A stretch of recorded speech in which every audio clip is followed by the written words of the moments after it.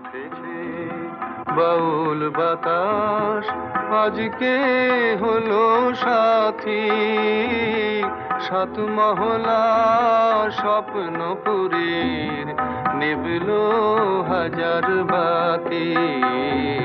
ঝড় উঠেছে বাউল বাতাস আজকে হলো সাথী, সাত মহলা স্বপ্নপুরীর নিবলো হাজার বাতি।